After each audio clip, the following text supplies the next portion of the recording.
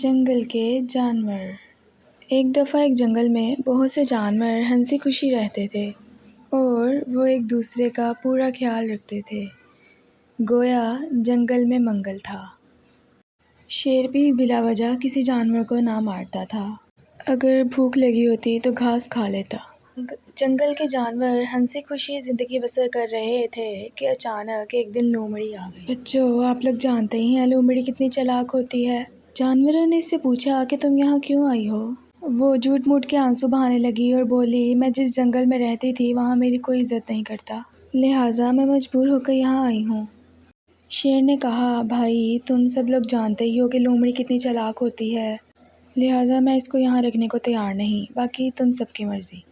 جانوروں کو اس پر ترس آ گیا اور آخر جانوروں کے کہنے پر شیر اس کو رکھنے کے لیے تیار ہو گیا۔ کچھ دن گزرے ہی تھے کہ لومڑی جانوروں کو ایک دوسرے کے خلاف کرنے لگی۔ ایک دن ہاتھی کے پاس گئی اور کہنے لگی، ہاتھی بھائی تم کتنے بڑے ہو، تمہیں جنگل کا بادشاہ ہونا چاہیے تھا۔ اسی طرح دوسرے جانوروں کو بھی خلاف کرتی رہی۔ ایک دن ایک بھینس بیمار تھی۔ لومڑی نے دیکھا لومڑی کو بھوک بھی لگی ہوئی تھی، اس نے موقع پایا اور بھینس کا شکار کر لیا۔ اتنے میں باقی سب جانور بھی پہنچ گئے۔ انہوں نے لومڑی کو ایسے دیکھا تو ان کو احساس ہو گیا کہ لومڑی ہماری دوست نہیں ہو سکتی۔ ان سب نے مل کر لومڑی کو جنگل سے باہر نکالا اور پھر سے سارے ہنسی خوشی رہنے لگے۔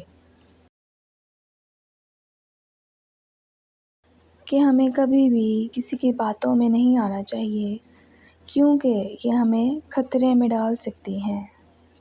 اگر آپ کو میری یہ کہانی اچھی لگی ہے تو میرے چینل کو سبسکرائب کریں اور ہاں، لائک کرنا مت بھولیے گا۔